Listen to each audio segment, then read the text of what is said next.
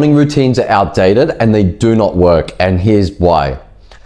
If you're someone that's been so into your morning routine and you never miss it, or you're trying to develop a morning routine, but you're still not getting anywhere near the results that you actually want, then this is why. So listen in closely. Nighttime routines are the new thing. Now, this is something that a lot of people are overlooking, and if you listen to what I'm about to say and you follow the steps, you are going to have such an advantage over majority of the population when it comes to winning and achieving your goals. Because this took me a long time to learn. I've been doing business for over 10 years, and I only discovered this in the last 2 years, and I've had extremely great results just from dialing in my rest these past 2 years. So if you want to save 10 years of mistakes and be able to get ahead much quicker, take this advice and do it from the get-go, because it's going to help you tremendously. Now, morning routines, they are good. They do give structure. I do follow a morning routine. However, what is the most important is actually the nighttime routine. Now, why a nighttime routine is so important? Because your rest and your sleep is everything. That's what literally sets you up for the day. A morning routine does not set you up for the day. It all happens the night before. What I like to do is get into bed at 9 p.m. every single night. It is non-negotiable. When you have a meeting time with bed, you get into bed at the same time every single night, your brain and your body will start to remember automatically that this is the time for deep rest, and you will get a much better rest. What you will start to notice is you will just generally wake up in such a better mood. You'll feel more confident, you'll feel more upbeat, you'll feel rested, and life will just feel so much better. I cannot believe how long it took me to figure this out, and I don't know why I never did it sooner, but I'm glad that I'm doing it now. And this is why I'm sharing this video, so you don't have to make the same mistake and waste years not following a good nighttime routine. Another big tip is cut off your eating before you get into bed, at least by 3 hours. For me, I actually have my last meal at 3 p.m. I'm on a strict intermittent fasting window where I eat at 9 a.m. and then finish at 3 p.m. That's just to increase fat burn, stay shredded, and yeah, it's just my personal preference. It used to be 10 a.m. to 6 p.m., but the reason that I changed it was because of this, because of the rest.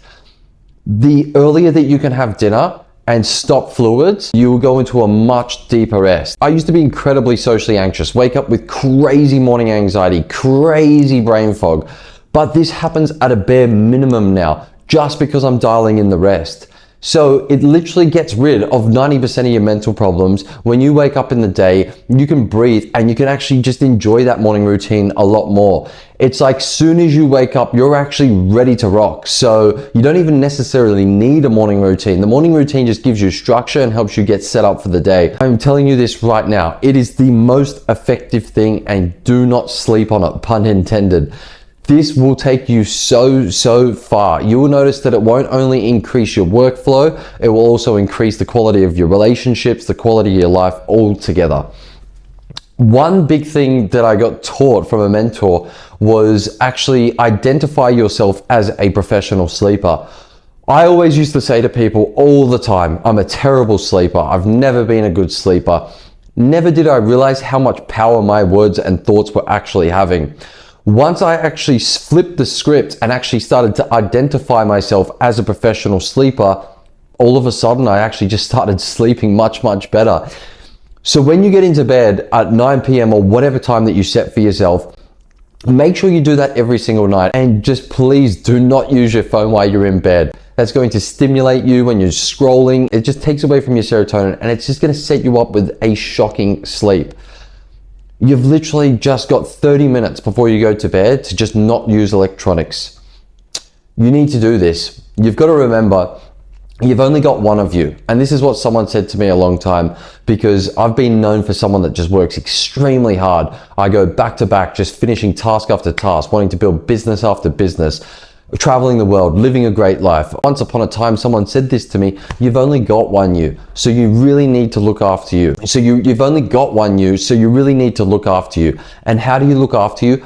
the foundation is rest. So please take this seriously, because when you do start to develop a good sleep routine, it's going to benefit not only you, but everyone around you in your life, and you're going to be enjoying it so much more. Now, in terms of morning routines, which can still be helpful, something that I've been doing for the last 5 years that's just helped me immensely is when I get out of bed, the first thing I do is wash my face with cold water, get to my knees and start praying for 5 to 10 minutes. This really allows me to stay grounded, stay centered, and just have a moment with God in silence. After this, I then follow with a 15-minute silent meditation. Just sit there and watch my thoughts go crazy.